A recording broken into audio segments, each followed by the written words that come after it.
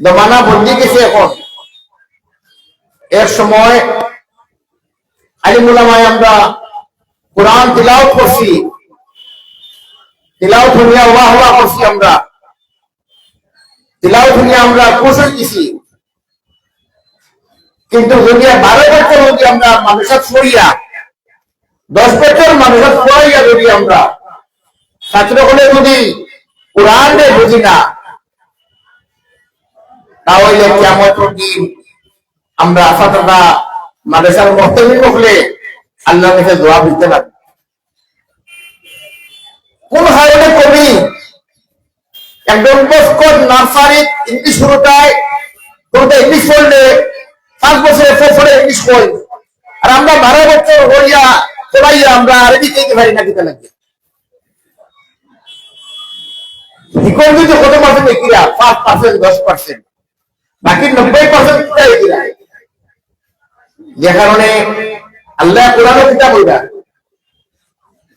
যে এগুলো কোরআন রে আইছে, কিন্তু কোরআনের আয়াত মুনাফিকদের উপরে লোকে উলামা কইন যেগুলো ইমান কমজোর ওগুলো আইছে। তারা কিতা কোরআনের যে আমার আয়াত নাযিল করছে, কোরআন গোর ফিক্র করেন না নি, তারা দিল কিতা মোহর মারা হয়ে গেছে না, কিতা মোহর লাগিছে না কিতা। এর মতলব হইল আমরা দেশে আল্লাহ কোরআন নাযিল করছেন, আল্লাহর হুকুম আমরা গোর ফিক্র করতাম। আল্লাহ কোরআন তিলাওয়াতের লাগি খালি পাঠাইছেন না, তদব্বুর খবরে গেলে পাঠাইছেন, তাফাক্কুর খবরে পাঠাইছেন আল্লাহ। কিন্তু আজ আম মানুষ সারাও ফিকার তান্তার লাগি দরকার দরকার, আর উলামার হলো ফরজে আইন একবারে ফরিজা। কারণ আল্লাহ এই উলামা হলে খাস রহমত কি আল্লাহ বানাইছে, আল্লাহর রহমত এই উলামা হলো উপরে। মাদারিস আজকে তারিখে মাদারিস যদি 50 বছর মাদারিস থাকে না, কলমা পড়নে ওলা ভাইটা নাই, জনতা পড়নে ওলা ভাইটা নাই, নামাজ পড়লে ভাইটা নাই। যে কারণে এই মাদারিসের দরকার, উলামা হওয়ার দরকার। খাস করে উলামা হওয়ার জিম্মাদারি হলো কোরআন দিয়ে হিকানি, বুঝানি, ফরানি, বালা করে তফসির হিকানি, তর্জমা হিকানি বহুত দরকার। হাদিস শরীফ আছে মুসনাদ আহমদের হাদিস, হুজুর সাল্লাল্লাহু আলাইহি ওয়াসাল্লাম কইরা যে আল্লাহ কোরআনে নাযিল করছে ওখানে বুঝবা লাগিয়া, তাফাক্কুর হবা লাগিয়া, গোর ফিক্র হবা লাগিয়া। আমরা কোরআন রে খালি কিতাব পড়ছি, নামাজ লাগি নামাজ পড়ি, নিজেও কিতাব পড়ি বুঝি না। ইমাম সাহেব ইল্লা মাশাআল্লাহ বহুত ইমাম করে লাফত বুঝরা, বহুত ইমাম করে 20 বছর পর্যন্ত 50 বছর পর্যন্ত নামাজ পড়াই যায়, তাই না বুঝে না কিতাব পড়াই যায়। কিতা লাগি এক জমানা আছে আমরা মনে করতাম কিতা কোরআন পড়াই কিনেছে তার ইমাম বানাই নাই। এখন জমানা বদলে গেছে, এখন এআই জমানা, চ্যাট জিপিটি জমানা।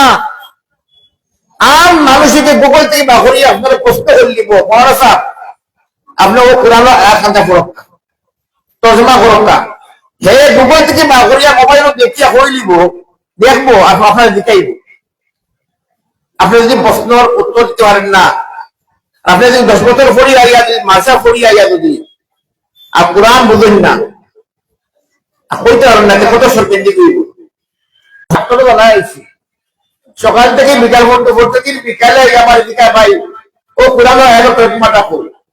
আমি তো হাবিব বেটা কোরআন এই করছি, আমি আলিম হইছি না, আমি তো জানি না।